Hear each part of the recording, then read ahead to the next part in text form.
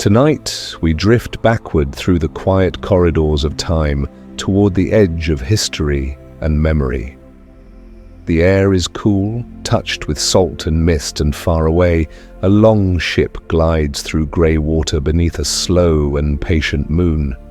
You are Ragnar Lothbrok, or perhaps only his echo, carried by the wind that still hums through northern fjords. No one remembers exactly who you were. Some say a king, others a farmer, a sailor, a dreamer. Yet the truth has softened with age, and in this stillness, it no longer matters. You live in a world of mead halls and carved wood, where firelight flickers on shields and the scent of pine lingers on every breath. The days move with the rhythm of the tide, steady, deliberate, endless. Each morning you wake to the same grey dawn, the same stretch of sea. You tie the same knots, mend the same nets, hear the same gulls circling above. In the evenings the wind turns gentle, and voices rise softly in song. They tell stories of the gods, of distant lands, of men who dared to row beyond the horizon. Sometimes when the hall grows quiet, you wonder whether your name will survive the centuries or dissolve like mist in the sunlight. You do not seek greatness, only the calm of motion, the slow pull of the oars, the comfort of fire and rain. Yet legends are not chosen. They are whispered into being, shaped by those who remember. So rest now, Ragnar, in the hush before the storm. The world beyond your door is waiting, but not in haste. Tonight, the sea is calm, and time itself has slowed its breathing. You are here. The story has only just begun.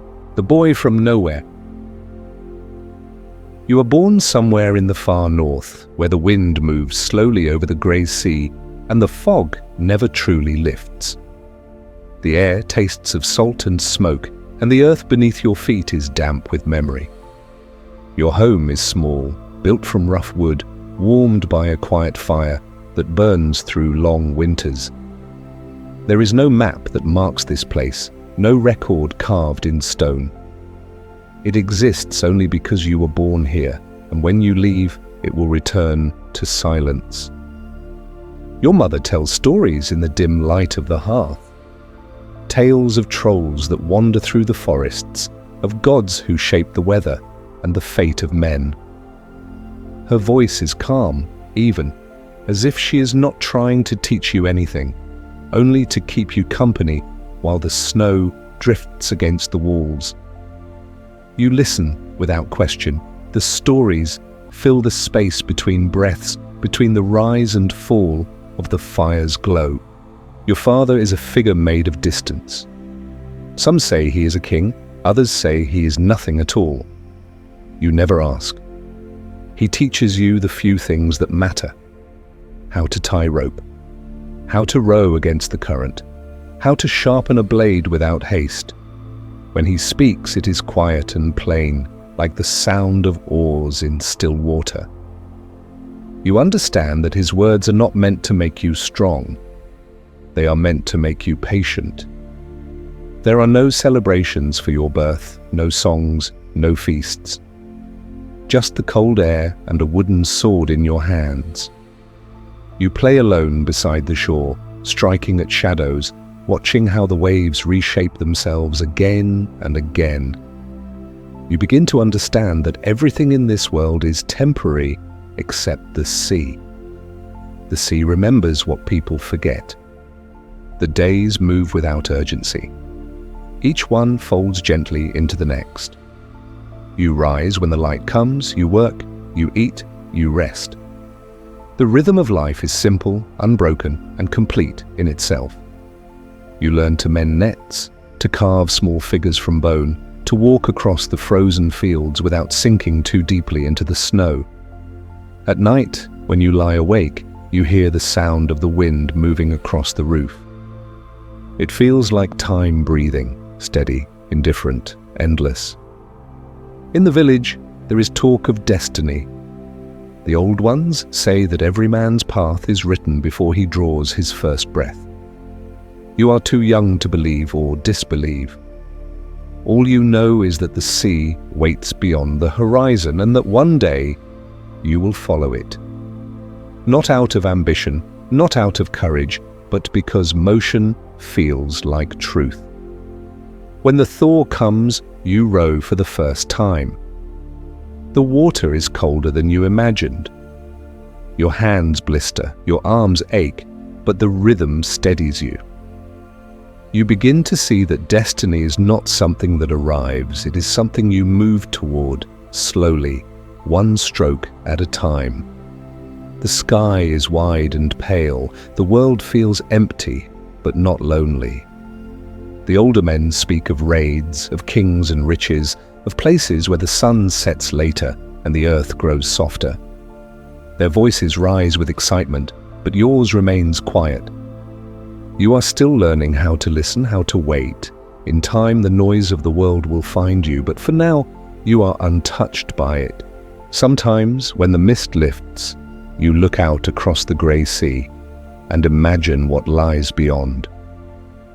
You think of the stories your mother told, the ones about gods who walked the earth disguised as men.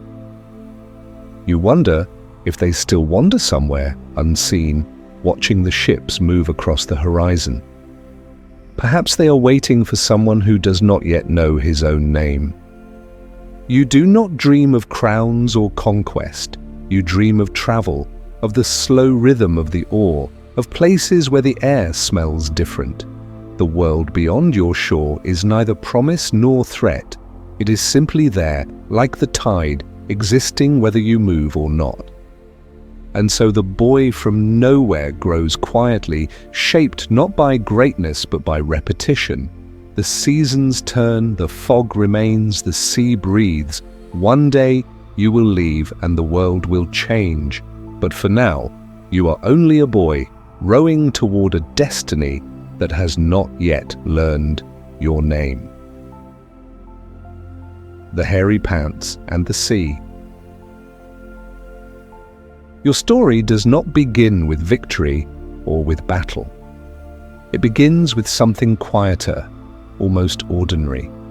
A need for warmth. The northern wind moves through every seam of your clothing, and the nights grow long enough to make the fire seem small. So one day, you take the hide of an animal, bear perhaps, or goat, and you work it into a pair of trousers. The stitches are uneven, but the fur holds the cold away. It is a small act, practical and without ceremony. Yet in this simple invention, a name is born. Lothbrok, the one with hairy breeches. The name lingers. It follows you through the village, through the hills, down to the shore where the long ships wait.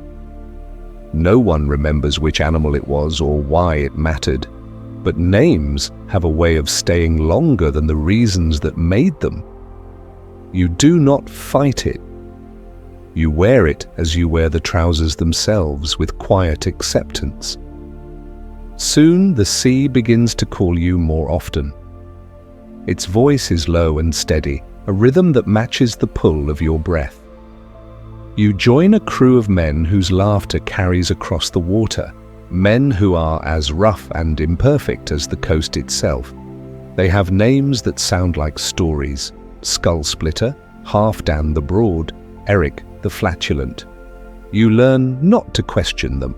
Everyone earns their title in time. The long ship moves lightly across the waves. The oars dip and rise in unison, wooden wings against the surface of the sea. You find comfort in the motion. The air is sharp, filled with salt and the faint smell of fish. It clings to your skin, to your clothes, to the furs around your legs. It becomes part of you as if the sea has claimed its share. Days pass without haste. The horizon changes little, but your understanding of it deepens. You learn how to read the color of the water, the way the wind bends, the subtle tilt that tells of distant land. You do not rush to become anything. The sea teaches patience. It asks only that you continue. At night, when the sails are lowered and the sky opens wide, you sit among your companions and listen. Their voices soften as sleep approaches. Someone hums a tune without words. The sound drifts across the deck, mingling with the steady slap of waves against wood. You feel no triumph, no urgency, only stillness. The kind that exists between one breath and the next. In time, your arms grow stronger, your skin roughens, and the sway of the ship no longer unsettles you. You move with it now as though you have always belonged to this rhythm. The boy who once mended nets has become a man of the sea, though no one noticed exactly when it happened. And so your first legend is not of conquest or crown, but of something simple. A pair of fur trousers, a long ship, and the slow acceptance of the sea. Greatness, it seems, begins quietly. Sometimes it begins with a needle, a hide, and the decision to keep moving forward. The first raid. The morning is pale and cool, the kind of light that arrives slowly, softening the edges of the world. You stand at the bow of a long ship, the sea calm beneath you, the oars whispering against the water. The mist begins to lift, revealing the faint outline of a shore you have never seen before. It is quiet there, too quiet. The sound of waves against stone is the only movement. Beyond the beach, a cluster of low buildings rests against the land, their roofs dark with dew. A monastery, someone says. You do not know the word, but you understand its shape. Shelter, solitude, perhaps peace. There are no guards, no watchtowers, only stillness. The men around you breathe in unison, their silence a kind of reverence. You feel no anger, no excitement, only the steady rhythm of the sea and the slow weight of inevitability. The ship glides forward until the keel touches sand. The sound is soft, like a sigh. You step into the shallow water and wade toward the shore. The air smells of grass and smoke and something faintly sweet, perhaps bread baking, perhaps incense. The men move with quiet purpose, their feet pressing into wet earth. The birds stir from the cliffs and scatter into the pale sky. For a moment, everything holds still. The monks appear, startled, their robes fluttering like the wings of startled birds. Their faces are pale with surprise, not fear, as if they are still deciding whether what they see is real. You watch them run, hear their voices rise in prayer, in confusion, in sound that feels too fragile for this place. The quiet ends, as all quiet does. The halls fill with motion, the rhythm of footsteps and the clatter of hands searching through wooden chests. The gold that once gleamed on the altar now catches the sunlight in your palm. It is light, almost delicate, warm against your skin. You do not know its meaning. You only know that it shines. There is no battle, no defiance, only movement, the same steady rhythm you learned from the sea. By midday, the work is done. The air smells of smoke and salt. The ship waits just beyond the tide, its hull dark against the pale sand. You carry what you can, silver, bread, a small cross of carved bone. One of the monks follows, his eyes unfocused, his hands trembling but unbound. No one has told him where he is going, and perhaps he does not ask. When the ship pushes off, the wind returns, filling the sail like a breath.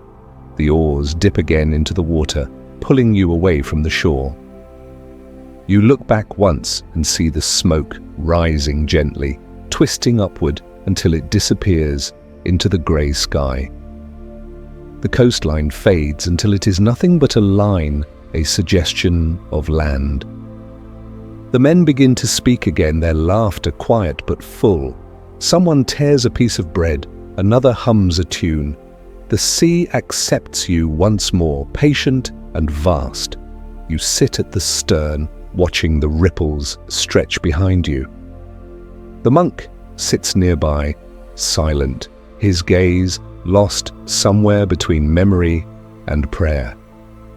You do not feel pride, you do not feel guilt. Only the slow, even calm that comes after an action completed. The raid will become a story, and the story will become something larger.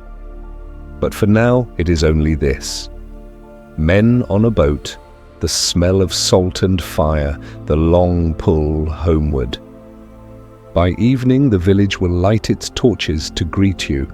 They will call you a hero, perhaps a terror, perhaps both. They will speak of gold and courage, though you will remember only the color of the morning fog. You bring back silver, bread, and a single monk who will never quite understand how quietly legends begin. Love and Axes. You meet her on a quiet morning when the mist still hangs over the fields and the air smells faintly of wet grass and iron. She stands with an axe in her hand, the blade balanced like an extension of her breath. Her name is Lagertha, and though her eyes are calm, there is something in her presence that does not yield. She moves with the patience of someone who trusts her strength. You do not speak much at first. The language between you is made of gestures, the sound of a whetstone, the rhythm of practice, the brief pause before a strike. When she throws her axe, it turns once, twice, then finds its mark.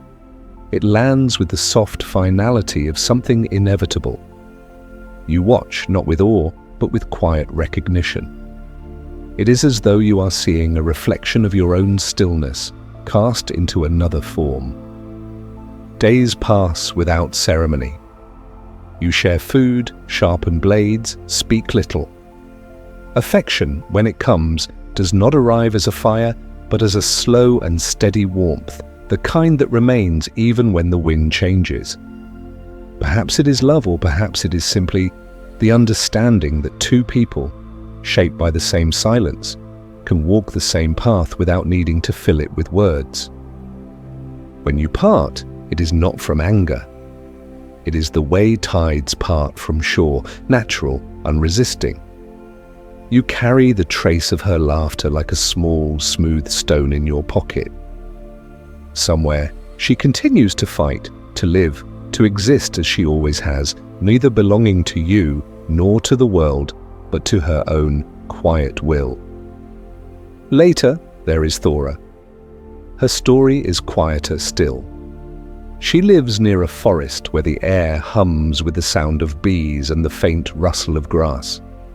A serpent guards her doorway, coiled and patient.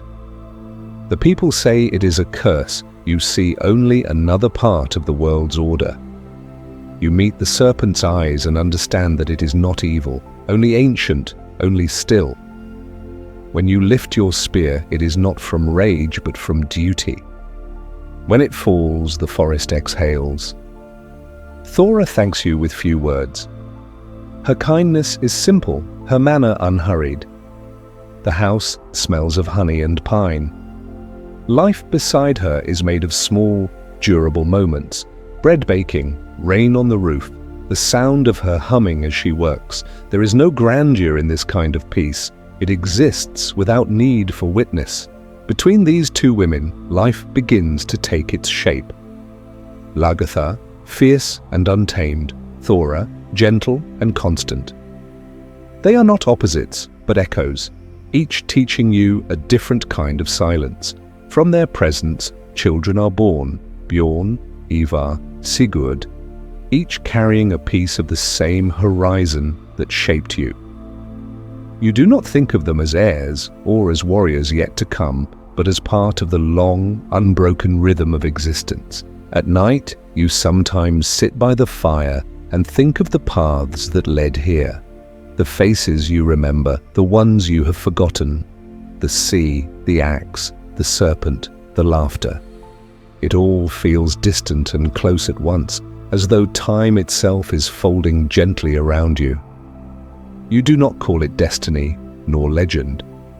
It is simply life moving in its slow, unhurried way, one encounter leading to another, like waves touching the shore. Love and loss, danger and calm, all carried in the same current. In the quiet of evening, you look at your hands, at the faint scars that time has left there, and you think not of conquest or glory, but of the moments that passed like wind through tall grass. The faces, the gestures, the soft weight of memory. They are what remain, unmarked, unspoken, but enduring. The king without ceremony. There is no single day when it happens. No trumpet, no herald, no crown raised beneath the sky. One morning, the mist lifts from the sea, and in its stillness you simply realize. The men around you wait for your word before they move. The ships set sail when you nod. The people greet you as they might greet the turning of a season, something inevitable, something that has always been there. You are king, though no one ever said the word aloud. It is not a title you sought. It arrives as quietly as snow, layering itself upon your life until one day you can no longer tell where the man ends and the ruler begins. You wear no crown. The salt wind and sun have shaped your face into something that needs none. The sea itself feels like part of your domain, its shifting light and patient rhythm answering to your calm. Your kingdom is as wide as the reach of your ships, which is to say, as wide as imagination allows. It stretches across waters unnamed, over shores that blur between fog and legend. There are no borders, no walls, just places you have touched, and the faint echo of your presence left behind. Some remember you as a trader, others as a raider, still others as a shadow that passed through and left them changed. You do not correct them. A king's truth is often written by other hands. Your rule is not carved in stone, but carried in song. The skalds tell your stories by the fire of battles fought, storms survived, treasures found and lost again. You listen sometimes, quietly, as if the stories belong to someone else.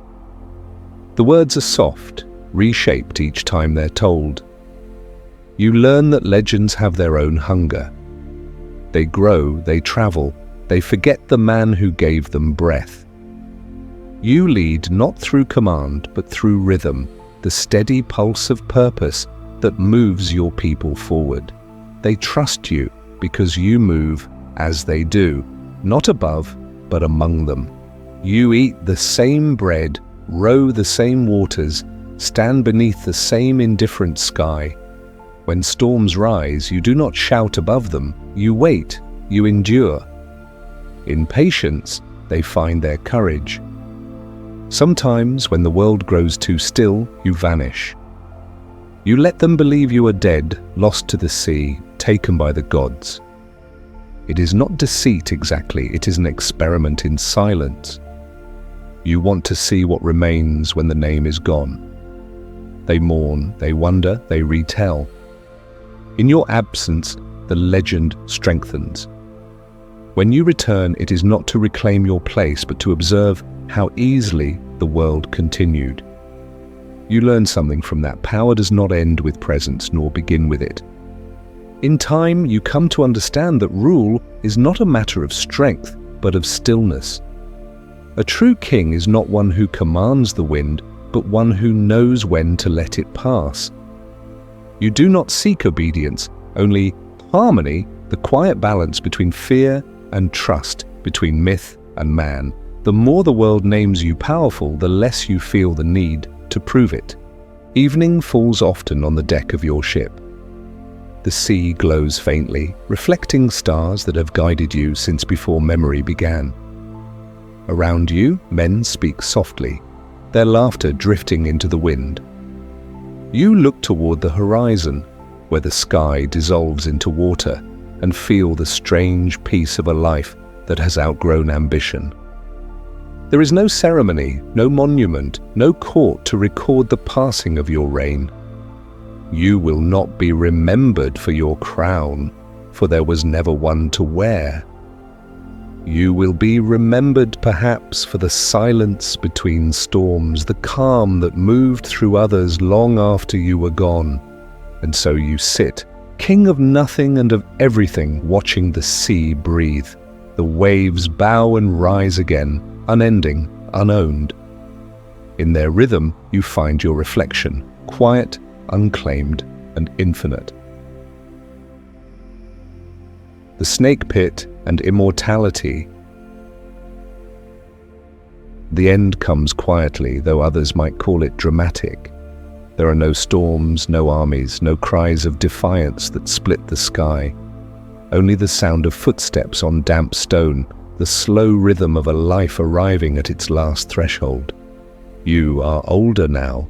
The salt of the sea still lingers in your hair, though your hands have grown tired of holding weapons.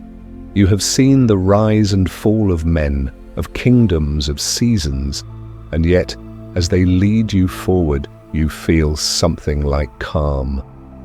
King Ella waits, his face carved in stillness.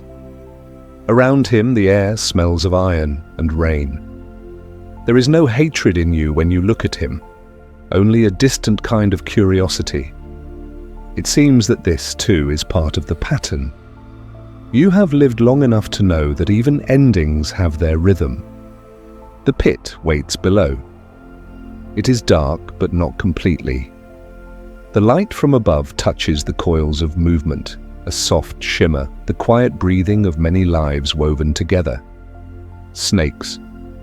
They slide against one another in patient circles, their scales whispering like dry reeds in the wind. Someone speaks the words of condemnation, but they fade before reaching your ears. You are already somewhere else, tracing the shapes of your memories. The sea, the fire, the laughter of your children, the weight of an axe in your hand, all of it drifts through your mind like mist over water. When they push you forward, the air shifts. The fall is brief, and the landing soft, almost gentle. The snakes move around you, cautious, deliberate. You watch them without fear. There is no anger, no regret. Only a quiet awareness that you have come to the last moment of your story. They strike as they must. Pain comes and goes like a tide. You breathe through it, slowly, evenly, as though your body still belongs to the rhythm of the oars. Around you, the air hums with the faint music of movement. Somewhere far above, someone shouts. Somewhere far away, time continues. You begin to speak, though the words are less sound than thought. You speak of Odin, the wanderer who walks unseen among men. You speak of the sons who will follow, who will carry your name across waters and into legend. You speak of vengeance, not as fury, but as continuation, a ripple that moves outward long after the stone has sunk. Your voice fades into something softer than silence. The snakes still move. The light above wavers and shifts. You close your eyes, and for a moment, you are nowhere, only drifting between breath and memory. The sea returns to you, the endless motion of it, the slow horizon that never ends. You feel it carrying you once more, though now there is no need to steer. Outside the pit, the world begins to change. The story of your death grows faster than the truth of your life. They will say you laughed as the snakes bit, that you sang of gods and fate. They will say your voice echoed through the hall, that even the earth paused to listen. Perhaps it did, perhaps not. Stories do not belong to facts. They belong to the ones who need them. In time, your sons will rise. They will sail again across the grey sea, their oars cutting the water in the same rhythm that once guided your hands. They will burn cities, break kingdoms and carve your name into their songs, you will live through them, through their triumphs and mistakes alike. And when centuries pass and languages change, your name will remain. A whisper on the wind, a murmur beside the fire, a legend that no one fully believes and yet no one forgets. You are gone, and yet not gone. The pit becomes sea, the serpents become waves. The story moves forward, quiet and endless. Somewhere across the sleeping ocean, someone still speaks your name. Ragnar, the man who learned that death is only another way of being remembered. Enter the Victorian night. Now we drift to another world, another rhythm of time. The air grows thicker, touched with smoke and the faint sweetness of gaslight. London, the 19th century. A city made of contrasts, lace and soot, silence and the echo of carriage wheels on wet stone. The sky hangs low, veiled in grey, as though even the clouds have grown weary of the industrial hum that never stops. Here, life and death walk side by side, polite and deliberate. Death is not hidden away, it is part of the city's daily breath. The living make space for it, build rituals around it, dress it in fabric and form. There is a way to mourn, and that way must be followed. Black crape for widows, veils for daughters, gloves and ribbons for those who remain. Even sorrow in this world has a dress code. Inside narrow townhouses, candles burn behind heavy curtains. A portrait is turned toward the wall. Clocks are stopped at the hour of passing, as if time itself must bow in respect. The rooms grow still, conversations drop to whispers. Outside, the fog gathers along the river, holding its shape like breath in cold air. This is not a place of loud despair. Grief moves quietly, expressed through careful gestures, letters written in black ink, steps slowed on the street, eyes that meet and lower again. Mourning is both language and performance, a way of showing love by observing its boundaries. The deeper the grief, the more refined the ritual. Shops thrive on this quiet commerce of loss. Tailors measure sorrow in yards of fabric. Jewelers set locks of hair in brooches and rings.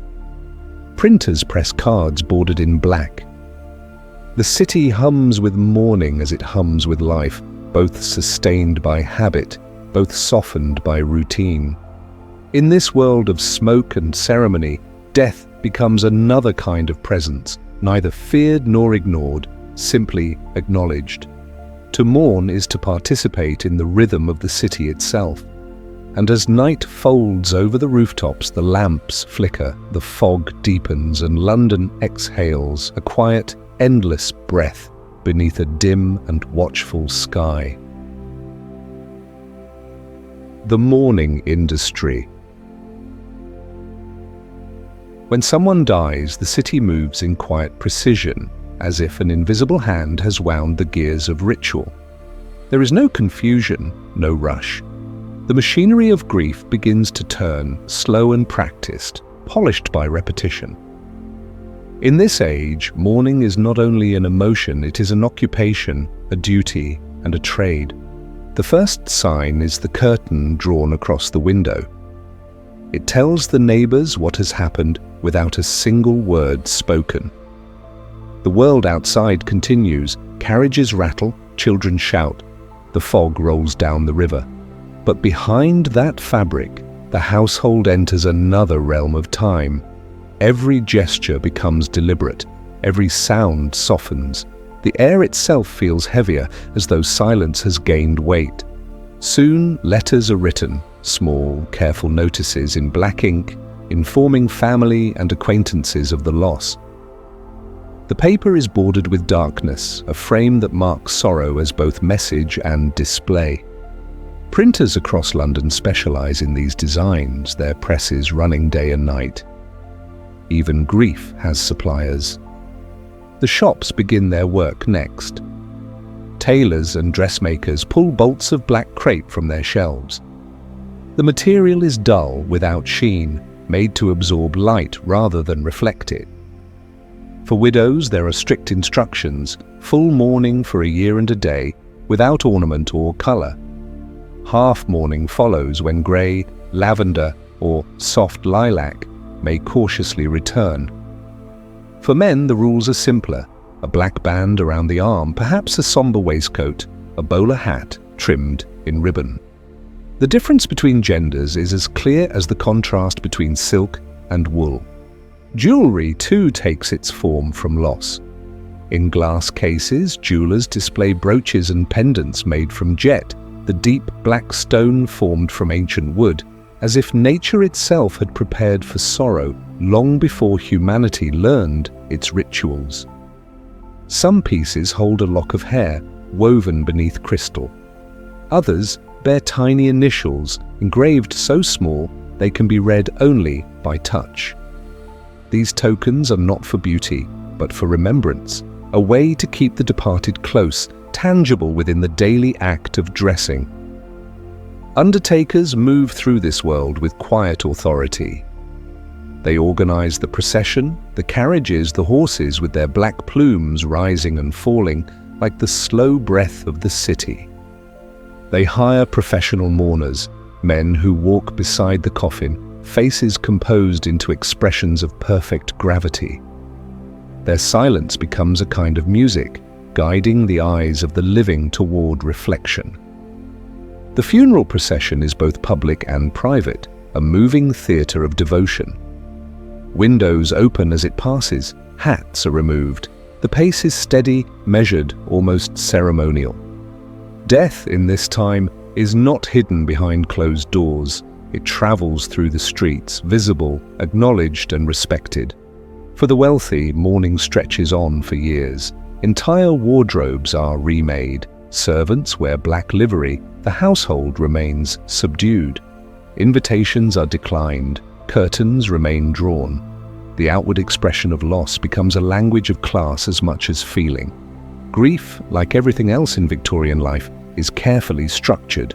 It is observed in gradations, from deep mourning to half mourning to the slow return of colour. For those of lesser means, the rhythm is the same, but the materials are humbler. Black dye stains cotton where silk would have been. A borrowed veil substitutes for custom-made crepe. The mourning lasts as long as the coin allows, and when the bills for burial and fabric arrive, the living must return to work. Sorrow bends to necessity. Still, in both houses, grand and narrow, the impulse is the same: to give grief a shape, a visible form. There is comfort in the structure, in knowing how to behave when words fall short. Mourning becomes a shared language, spoken through texture and colour, through the quiet coordination of habit. The city supports it willingly. An entire economy rises around death: printers, tailors, florists, photographers, coffin makers, jewelers. They do not exploit sorrow so much as they translate it into action, into something the hands can do, while the heart adjusts. The exchange is simple: money for ritual, ritual for order, order for calm. In the evening, after the carriages have rolled away and the black fabric has been hung, the city exhales. A candle flickers in the window, its small light softened by layers of lace and shadow. The house feels both full and empty. Somewhere nearby, another door closes, another letter is sealed. The machinery continues, turning gently, endlessly. And within it all, grief becomes almost peaceful. There is no need to name the pain. It is acknowledged by every black ribbon, every bowed head, every slow step through the fog. In this age, mourning is not the end of love, but its continuation in another form, quieter, steadier, clothed in shadow, yet enduring. The dress of sorrow. A widow's life begins again, but not as it once was. It begins in stillness. The first sound after loss is the closing of a door, the quiet fall of fabric drawn across a mirror, the whisper of thread through black cloth. From that moment, her days become a kind of choreography, a slow, deliberate movement through the landscape of absence. Every gesture has meaning, every silence has form. The dress comes first. It is black, always black, and not the glossy black of polished stone, but the deep, absorbing shade of matte crepe. It drinks in light rather than reflects it, as if designed to gather sorrow and keep it close. The tailor arrives without conversation. He measures carefully, avoids her eyes, and leaves without ceremony. The garment will arrive folded, plain, perfect. For the next 2 years, this fabric will become her companion. It will soften with wear, catching the faint scent of smoke from the hearth and the salt of her skin. The texture, slightly rough at first, will begin to feel like a second layer of being, an outward expression of what has quietly taken root inside. There will be no jewelry, no adornment. The simplest clasp, the faintest sparkle, would seem like betrayal. Even the sound of laughter becomes a luxury she cannot afford. The rules are clear. They have been printed in magazines, whispered by neighbors, approved by society. For the first year, she must remain in full mourning. Black veils, black gloves, black ribbons on every letter she writes. The world expects her to move through it as a shadow, a figure of devotion defined by restraint. Only after the year turns and turns again may she step into half mourning, a gentle transition marked not by joy, but by the cautious return of color. Lilac, grey, mauve, these are not cheerful hues, but quiet ones, meant to soften the weight of grief without erasing it. They are the colors of dawn rather than daybreak, the suggestion of life returning, hesitant and pale. Each shade carries its own meaning: lilac for endurance, grey for composure, lavender for the faint memory of comfort. The world watches this transformation as though it were a public ceremony. Her sorrow must unfold according to time, not feeling. While she follows these rules with care, the men around her move differently through grief. Their mourning is brief, practical, and light. A black armband for a few months, perhaps a dark tie or a hatband. Then the ritual is complete. They return to dinners, to work, to laughter. Society nods in approval. It is understood that their sorrow, though genuine, should not linger. Grief, like all things in this age, is divided by gender. The widow's devotion is measured by duration and discipline. To remain in mourning too short a time is to invite judgment. Too long, and one risks becoming a relic of one's own loss. Yet for many, the ritual becomes its own form of solace. The repetition of dressing, of arranging fabric and veil, of pinning the same folds each morning, these small acts create a rhythm that steadies the heart. The dress, heavy and silent, becomes both burden and comfort. She learns the language of texture. The dull crepe of early morning, the softer silks of half-mourning, the delicate muslins of quiet transition. Her wardrobe tells the story of time passing, of grief slowly learning to coexist with life. Every thread carries the memory of a name, a season, a shared breath that once was.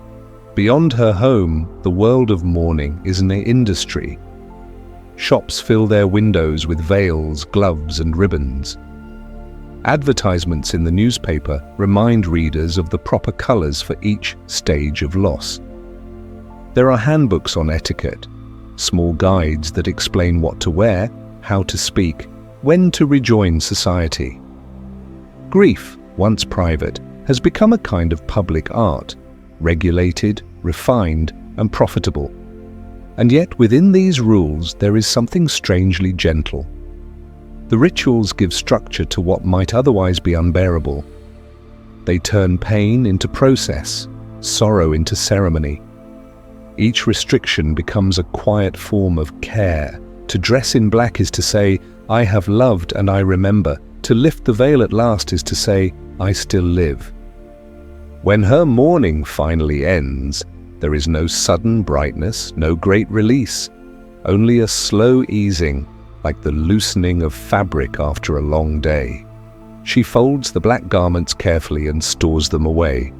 Their weight remains in her memory, the rustle of the hem, the faint scent of crepe, the calm that comes from repetition.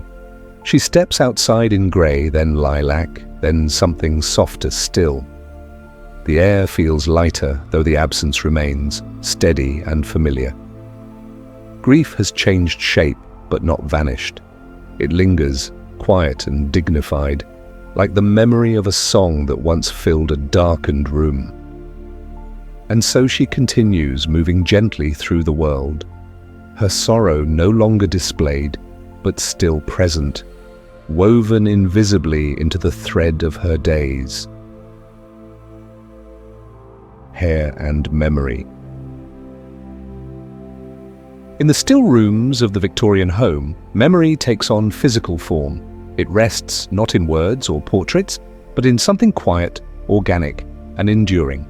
Hair, simple, silent, and strangely eternal. Of all the things the body leaves behind, it alone resists time. It does not decay or fade. It endures, keeping its color, its softness, its quiet trace of life. The Victorians saw this and understood. Within each strand was the echo of a person who once was. To them, hair was not merely a remnant, it was a vessel, a part of the self that could remain unspoiled, steady against the fragile nature of flesh. It could be touched, braided, shaped, something tangible that bridged the space between presence and absence. And so when a loved one died, families turned to this delicate thread as a form of remembrance. A mother might clip a lock of her child's hair before the coffin closed. A widow might take a single curl from her husband's temple, wrap it in cloth, and place it in a small wooden box. These gestures were quiet, unhurried, deeply personal. In them, grief became something the hands could hold. The hair would later be transformed, not hidden away, but arranged into art. Jewelers and artisans worked in silence, weaving strands into bracelets, rings and brooches. The designs were intricate, loops of fine plait sealed beneath crystal, initials in gold thread intertwined with the living texture of memory. Some pieces bore small inscriptions, forever, or simply a date. Others were left blank, allowing the hair itself to speak. In glass frames, locks were twisted into shapes of flowers and leaves, symbols of life continuing in new forms. Inside domes of glass, entire wreaths were crafted from woven strands, arranged in soft spirals and petals. Each curve represented a name, a story, a life. The act of creation was slow, meditative, an art both fragile and precise. To modern eyes, it may seem morbid, even unsettling, to adorn oneself with the remnants of the dead. But to the Victorians, it was an act of tenderness. These keepsakes were not meant to trap the past, but to honor it, to transform grief into something gentle and lasting. They believed love could be preserved in the smallest physical trace, that memory could live quietly against the pulse of the skin. Many women wore such pieces daily, the hair of a husband or child resting against the heart. It was both comfort and declaration. Love does not end where life does. Even in mourning there was beauty, a subdued beauty expressed through texture rather than color, through stillness rather than display. In parlors and drawing rooms, hairwork sometimes adorned the walls. Families gathered locks from generations past, weaving them together into wreaths that grew over time. In this way, remembrance became collective, the living and the dead intertwined, literally and symbolically, forming a quiet lineage that no portrait could capture.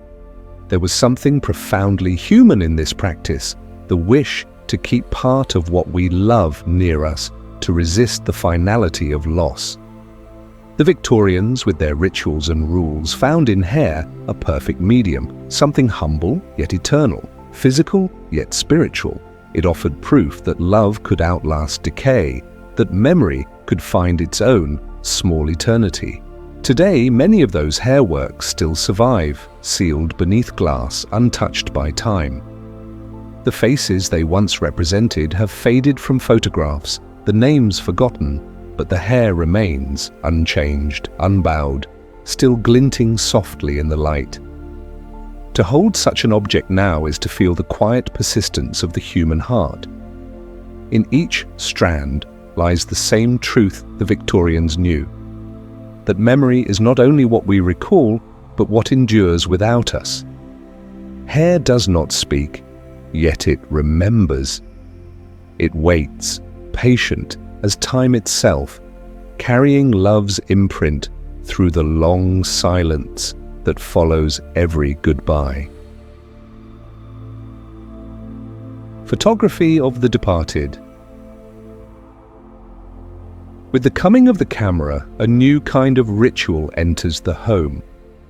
It arrives quietly, like a change in light, an invention that promises to preserve what memory alone cannot. For the Victorians, it is not merely a device.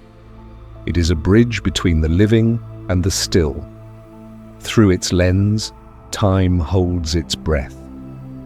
When death comes, as it so often does in this fragile century, the camera is summoned. It stands on its wooden tripod, patient and deliberate. Families gather in their mourning clothes, not for farewell, but for remembrance. The deceased is prepared with care, hands folded, eyes gently closed, hair combed, clothing arranged with the same respect once given to the living. Sometimes a chair is used for support, sometimes a hand beneath the chin, a small trick to suggest repose rather than departure. Infants are photographed in their mother's arms, wrapped in lace as though simply sleeping. Soldiers, home from battle in body but not in breath, are seated upright in uniform. A father is placed beside a window, a book resting loosely in his hand. A mother is surrounded by flowers from her own garden. To modern eyes, these images may seem eerie, their stillness too complete. Yet to the people of that time, they were acts of devotion, moments of connection that defied the silence of loss. Once the photograph is taken, it becomes a sacred object. The image is carefully mounted on card, framed in glass or tucked into a locket. It is placed upon the mantelpiece beside candles and vases of dried flowers. Visitors recognize its presence not as morbid but as tender, a gesture of love that survives the boundaries of breath. In a world where portraits were rare, often unaffordable, this might be the only likeness ever made. The practice spreads quickly. Studios advertise their skill in capturing posthumous portraits. Some even offer to paint the eyes open afterward, a delicate illusion meant to restore a sense of peace. The process is unhurried. Exposure takes minutes, requiring stillness, something the departed provide with perfect grace. These photographs travel through generations. They are kept in albums bound in leather, their corners worn smooth by hands that have turned the same pages for years. Each image carries a quiet story. The small child who lived only months, now eternal in sepia. The young woman who never grew old, her gaze calm beneath the veil. The grandfather whose lined face, once stern in life, seems softened by the stillness of death. To the Victorians, there is no fear in these images. Death is not separation, but transformation, a continuation of presence in another form. The photograph offers proof that love does not vanish. It changes medium. Where once there was a voice, now there is light and shadow. Where once there was warmth, now there is memory, preserved in silver and glass. In the hush of a parlor, a mother might sit before such a photograph and feel for a moment that nothing has been lost.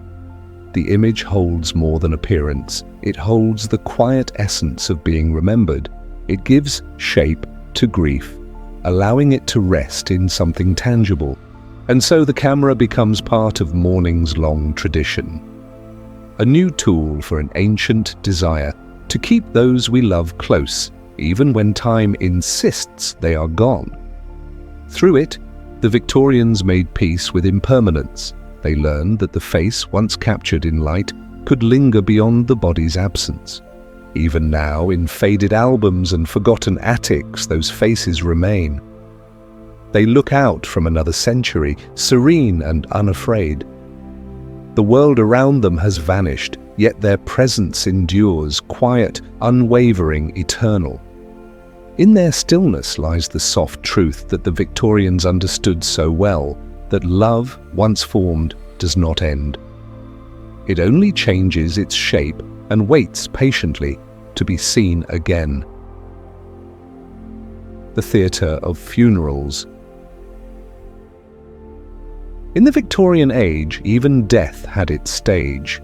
Funerals were not simply moments of farewell, but carefully arranged performances, part devotion, part duty, part quiet display.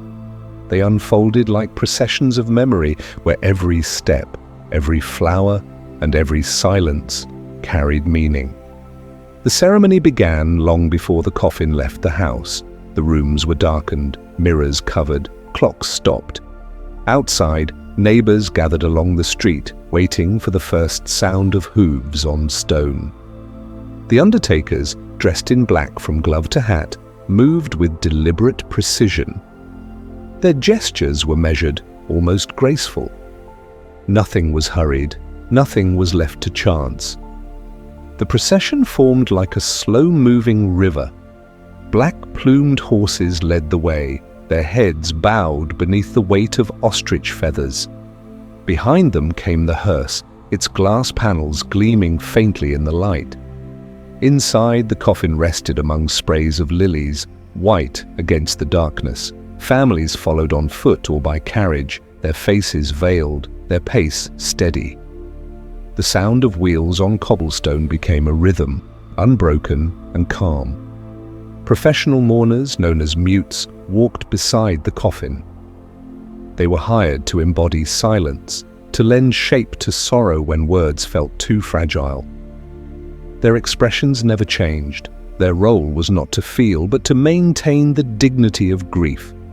In them, emotion found its ritual form. The presence of the mute made the invisible weight of mourning visible to all who watched. Flowers carried their own language. Lilies, pale and open, spoke of purity. Ivy, winding and persistent, stood for eternity. White roses suggested remembrance. Laurel, peace. Each arrangement was chosen with care, as though nature itself could participate in farewell. The length of the procession often reflected more than affection. It marked the measure of status, and sometimes of debt. For the wealthy, carriages could stretch for streets, each one a testament to position or pride. For others, the tribute was simpler, but no less sincere. A few neighbors walking behind, a child holding a single bloom. In every form, the intention was the same, to give loss a visible path through the world. Grief became a kind of choreography, composed of practiced gestures. A handkerchief lifted to the eyes, a pause by the grave, a bowed head. Yet within this structure, something tender persisted. The ritual did not erase feeling, it gave it boundaries, a shape that allowed it to breathe. In the order of movement and the softness of repetition, the mourners found steadiness. When the final words were spoken and the earth began to fall, there was a sense of completion, not of closure, but of rhythm fulfilled. The crowd dispersed as gently as it had gathered, leaving behind the faint scent of flowers and the echo of footsteps. In this age of ceremony, death was not hidden away. It was witnessed, shared, and given form. The funeral was both theatre and meditation, a way for the living to move together through loss, one measured step at a time, until silence reclaimed the day. Reflection in mourning. When Queen Victoria lost her husband, the world seemed to pause. The palace grew dim, the curtains drawn, and from that moment, her sorrow became the rhythm of an entire age. For 40 years, she remained in mourning, her life draped in black crape and quiet memory. What began as personal grief spread outward, shaping the habits of a nation. Her mourning became a model, a mirror in which others saw both devotion and duty. Across the empire, women followed her example. They dressed in black, spoke softly, and wore their sorrow like a uniform. Shops filled their windows with veils and ribbons. Magazines printed guides on how to mourn correctly. What had once been private became public, even admired. In this long ritual of loss, grief was transformed into discipline and sorrow into something almost ceremonial. And yet within this great stillness there was tenderness. Behind the heavy fabric and endless restraint lay a quiet truth that love, once formed, does not disappear. It shifts, it lingers, it changes shape, but it does not fade. Even the darkest dress could hold a trace of light. The Victorians believed that ritual could give structure to pain, that by naming and dressing their grief, they could live alongside it. And perhaps they were right. For through all their solemnity and silence, they left behind a lesson that mourning, when shaped by love, becomes not an end, but a way of remembering. Even in black, love continues to shine. Welcome to the hall.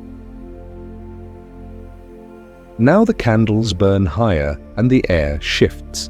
The smoke curls softly upward, carrying the scent of roasted herbs and wax. We are in Tudor England, the age of Henry VIII and Elizabeth I, a world of carved oak, long shadows and careful spectacle. The great hall glows with amber light, its walls hung with tapestries that tell stories of battles, saints, and harvests. Outside, the air is cool and damp. Inside, the fire hums quietly, feeding warmth into the vast room. Here, to dine is not a simple act of hunger.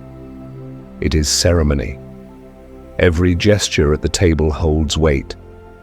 To eat with the crown is to be seen, to take part in the slow performance of order. The meal is a mirror of the kingdom itself, layered, precise, and deliberate. Plates of silver gleam beneath candlelight, and goblets of gold catch the flicker of flame. Even the smallest spoon carries meaning, etched with a pattern that speaks of lineage. The guests arrive in silence, guided by servants who move like shadows. They bow, they wait, they take their places according to rank. At the head of the long tables sits the monarch, framed by banners and the soft murmur of music. No word is spoken until the first dish is set down. The meal begins, and the hall fills with the low rhythm of movement, hands reaching, knives gliding, voices blending into a single quiet hum. Every element of the feast has been chosen with care. The bread is fresh from the royal ovens, its surface marked with the sign of the cross. The meats are roasted until their color deepens to gold. Spices from far coasts, cloves, cinnamon, pepper, speak of distant trade and the reach of empire. Even the fruit glistens like jewels, arranged in deliberate harmony. At intervals, musicians step forward with lutes and soft drums. Their melodies weave gently through the air, guiding the pace of the evening. Between songs, the servants refill cups, remove plates, and replace them with dishes of greater richness. The flow is unbroken, almost like the tide. To dine here is not to fill the stomach, but to understand the quiet language of power. Every bite, every glance carries intention. The way the food is placed, the order of courses, the seating of guests, all of it reflects the structure of rule. The feast is a living map of hierarchy, a reminder that grace and control are the foundations of this world. And yet, beneath the grandeur, there is calm. The hall hums not with passion, but with stillness. The warmth of the candles softens the edges of formality. Even the most elaborate gesture feels measured, gentle, unhurried. The banquet becomes not a display of hunger or pride, but of balance, a world arranged in harmony between light and shadow, between power and peace. So we sit, as quiet witnesses to this ritual of abundance. The fire burns low, the music fades into air. Outside, the night gathers around the castle walls, holding its breath, while inside, the feast continues, steady and timeless, like the turning of the seasons. The feast as theatre. A Tudor banquet is not a meal. It is a performance measured in gesture and silence, in the careful movement of servants and the shimmer of candlelight across polished silver. Every dish, every note of music, every expression at the table carries meaning. This is not simply the sharing of food, it is the art of being seen. The hall glows with warmth. Candles burn in iron sconces along the walls, their flames reflected in goblets and gilt. The air carries a mingled scent of roasted meats, spiced wine, and beeswax. Long tables stretch across the room, their surfaces layered with linen and heavy plates. At the far end, on a raised platform, sits the monarch, center of the ritual, both host and symbol. To dine in this space is to take part in a quiet kind of theatre. The guests know their places not by invitation, but by the invisible map of rank. Closest to the king or queen sits honor itself. Farther away, influence fades like candlelight along the walls. Between them lies the salt cellar, a simple object made grand by meaning. It divides the table into two worlds. Above the salt, those of privilege; below it, those who observe.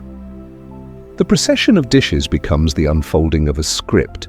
Roasted boars, their tusks gleaming, peacocks with feathers restored and gilded, as though nature herself had entered courtly service. Great pies are carried in with ceremony, and when their crusts are opened, live birds flutter upward, their wings scattering the warm air. The guests murmur, not with surprise, but with appreciation for the spectacle. Every course is a message written in color, texture, and scent. Ambassadors sit among courtiers, watching closely, taking note not of flavor but of form. In how they are seated, in the order they are served, they read the unspoken politics of favor and alliance. For them, the feast is a living document, more revealing than any treaty. Servants move with quiet grace, trained to be invisible and precise. They refill goblets, replace plates, sweep crumbs from the linen between courses. Musicians play in the gallery above, their soft harmonies pacing the evening. The conversation hums gently, polite and measured, a background murmur that keeps the hall alive without disturbing its composure. Every gesture follows an order, as if time itself were being served in courses. The feast is a reflection of rule, control disguised as generosity. To eat here is to participate in the machinery of monarchy, where abundance demonstrates power and restraint demonstrates grace. The food is lavish, but the true nourishment lies in its symbolism, the kingdom's wealth, the reach of its trade, the harmony of its command. And yet, within all the ceremony, there is a stillness. The flicker of flame on silver, the faint echo of laughter, the rhythmic sound of wine being poured. These small details form their own quiet poetry. The feast becomes less about display and more about balance, between hunger and decorum, between sustenance and art. When the final dish is cleared and the music softens, the hall glows with the calm of completion.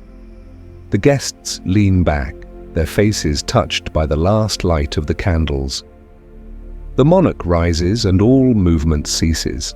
For a moment, the air holds the peace that follows fulfillment, the sense that in this carefully crafted abundance, order has been restored to the world, and as the night deepens, the hall grows quiet again.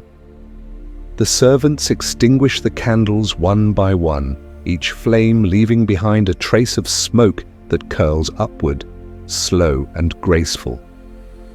The performance ends not with applause, but with silence, the kind that settles gently over polished wood and fading song, a reminder that power, like a feast, is both display and illusion, vanishing softly into the dark.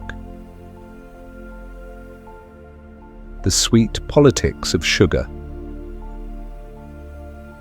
In Tudor England, sweetness was a language understood by few. Sugar was not an everyday comfort, but a symbol, rare, precious, and carefully displayed. It arrived from distant coasts, carried in crates across the sea, still bearing the taste of heat and wind. In the cool halls of England, it became more than a spice or a pleasure.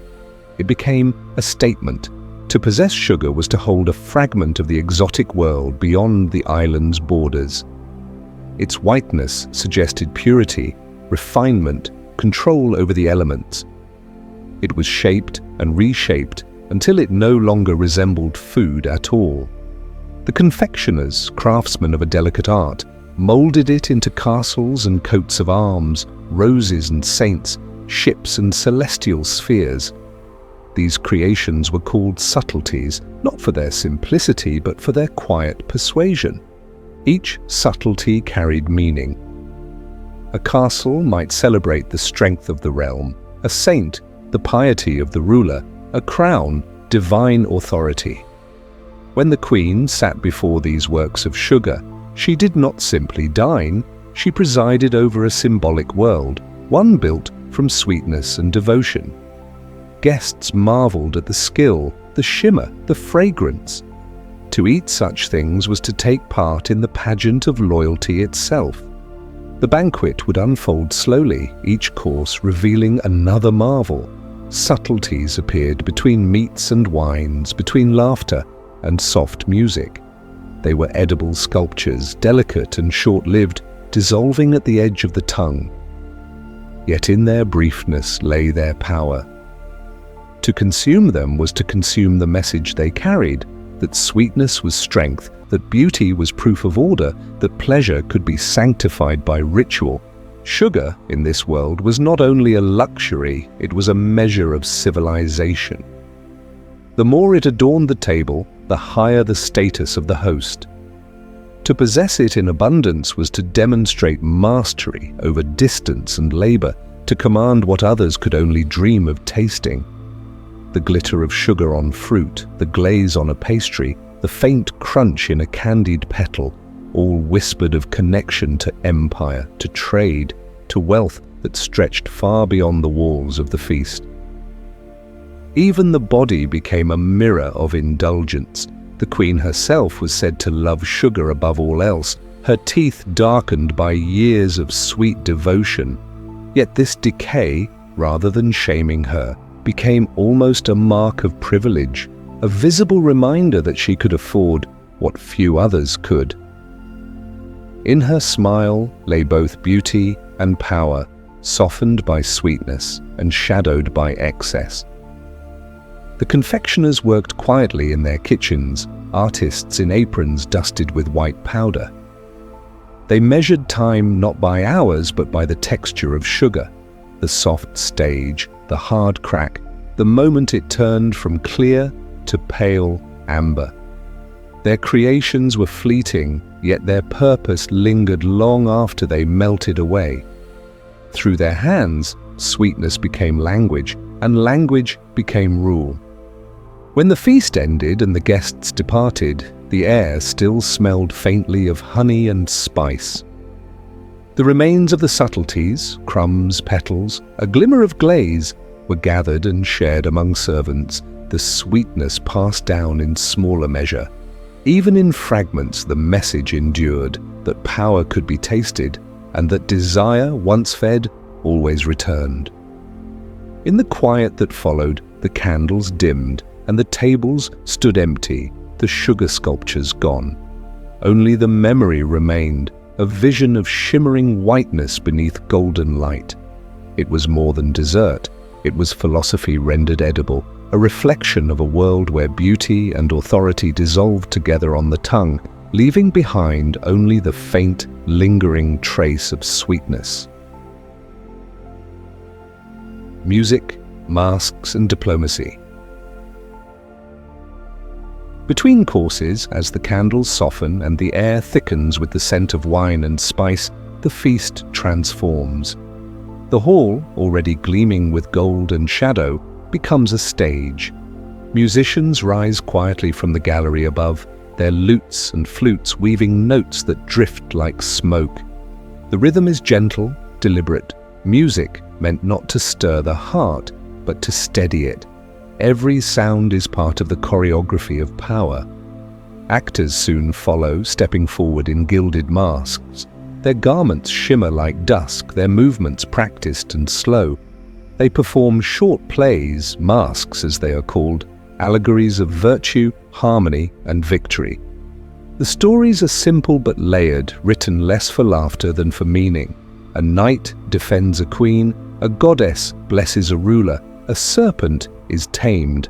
Each gesture, each verse carries the quiet weight of flattery. In this world, art serves allegiance. The courtiers watch with careful attention, their faces serene.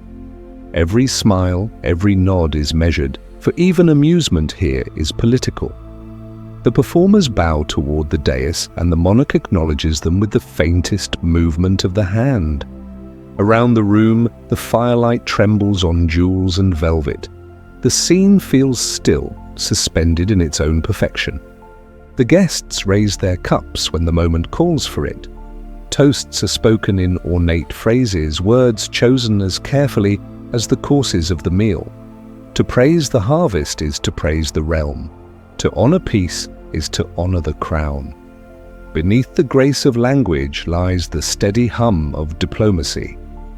Each compliment hides intention, each jest a message. Even laughter is a tool, a small offering of loyalty dressed in mirth. The foreign envoys seated among the courtiers watch every motion. They observe who speaks to whom, how long a gaze lingers, where a hand rests upon the table. The politics of placement matter as much as the feast itself.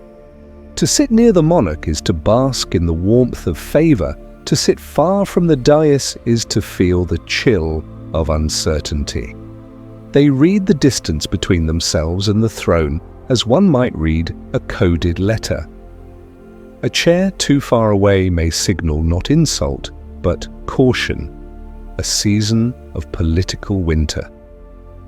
The musicians continue, their melody softening with each course. The actors fade into the background, becoming part of the air again, their masks gleaming faintly like forgotten stars. Conversation resumes, gentle and deliberate. It flows between tongues and nations wrapped in courtesy. Deals are not made here in words, but in the spaces between them, in the way a cup is lifted, in the quiet meeting of eyes. The feast moves as time does, forward yet without haste. Power here is not loud. It breathes in the pauses, in the flicker of the candles, in the precise order of ritual.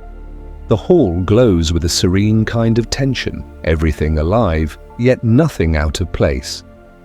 When the final song fades and the actors bow one last time, the night seems to exhale. The guests rise, their steps soft against the stone floor. The music lingers, a faint echo under the vaulted ceiling, and the masks, golden, expressionless, are set aside, their work complete. In this quiet theatre of diplomacy, art and politics are indistinguishable. Each performance conceals a conversation, each gesture a negotiation. The Tudors understood that the table, the stage, and the throne were not separate realms, but reflections of the same design. And so the evening ends as it began, with grace, with silence, with every soul in the room aware of its place in the grand composition. The candles burn lower, the envoys bow and depart. The monarch remains serene at the center of it all as the music fades into memory, soft, distant, and endlessly composed. Seasons of feast and faith. The rhythm of dining in Tudor England moves not only with appetite, but with the turning of the year and the quiet pulse of faith. The table reflects both the earth and the heavens, bound together in ritual and season. Every meal is a mirror of time itself, a calendar written in taste, texture, and devotion. The church sets the pattern steady as breath. The year unfolds in cycles of abundance and abstinence, each with its own flavor, its own tone. Lent brings quiet meals of fish and bread, modest in appearance, but rich in meaning. To eat simply is not deprivation, it is a form of reverence, a way of aligning the body with the soul. Yet even simplicity has its grace. The platters are polished, the fish arranged with care, the table lit softly, as if humility too deserves beauty. When Easter arrives, the world shifts again. The lamb returns to the table, tender and symbolic, a reminder of renewal. Herbs scent the air, the first greens of spring arranged like offerings of life restored. Later, in the long glow of summer, fruits ripen in orchards and fields. Tables grow heavier with their color and fragrance. Each meal feels like a small harvest, a quiet acknowledgement of the earth's generosity. Then comes autumn, with its darker flavors, roasted meats, warm spices, and the golden light of shorter days. The gatherings grow more intimate as nights lengthen, the fire at the center of every meal. And finally, winter arrives, solemn and splendid. Christmas brings boar and sweet puddings rich with dried fruit and wine. The hall glows with candlelight, the scent of pine and cinnamon filling the air. Feasting becomes both celebration and prayer, a gesture of warmth against the cold. Yet even in seasons of fasting, display is never absent. The Tudors believed that restraint too could be adorned. A simple dish might be framed in silver, a modest table might still gleam beneath candlelight. The art of dining was not about excess alone, it was about balance. To feast was to honor God's abundance, to abstain was to remember humility. Both were acts of devotion, equally sacred when performed with care. Every banquet, whether grand or plain, followed this harmony between faith and form. The courses might differ, but the intention remained, to eat with awareness of one's place in the order of things. Abundance was permitted only when shaped by reverence, and even indulgence was softened by gratitude. The guests, dressed in their best, bowed their heads before each meal. The words of blessing rose softly above the table, mingling with the scent of herbs and smoke. The moment before eating was always still, the pause between the sacred and the ordinary, between hunger and grace. In the end, dining was never only about sustenance, it was a reflection of divine design, the seasons turning, the spirit guiding, the table as altar. To eat was to take part in the endless rhythm of faith and earth, a quiet acknowledgement that even in the smallest act of nourishment, the sacred lingers. The lasting taste of power. The Tudors have long since faded from their palaces, their feasts turned to echoes, their goblets dulled by time. Yet their presence lingers quietly, like the aftertaste of spice on the tongue. Centuries have passed, but the way we gather, dine, and celebrate still carries traces of their world. Theirs was the age that taught us how to turn eating into meaning. They understood that a meal could be more than sustenance. To dine was to speak without words. To serve was to reveal intention. Every choice, the curve of a silver spoon, the order of the guests, the number of candles on the table became a kind of language, delicate and deliberate. Food in their hands became art, performance, diplomacy, faith. A Tudor feast was never only about appetite, it was about presence. The legacy endures. In the grand halls of modern states, at royal banquets and political summits, the same choreography unfolds in quieter form. Glasses rise in toasts shaped like treaties. Courses arrive in measured sequence, balancing taste and symbolism. Even the seating charts, drawn with care, recall that ancient rule. Where you sit defines what you are allowed to say. A seat near the host still carries warmth, favor, and possibility. Farther away, conversation softens into distance. The language of salt and placement still speaks. At weddings and formal dinners, echoes of the Tudor hall can still be felt. The order of courses, the symmetry of the table, the moment of pause before the first toast, all are fragments of that older ritual. Even the smallest gathering follows the same quiet pattern. To share food is to acknowledge connection. To eat together is to affirm belonging. The Tudors also taught that abundance is memory.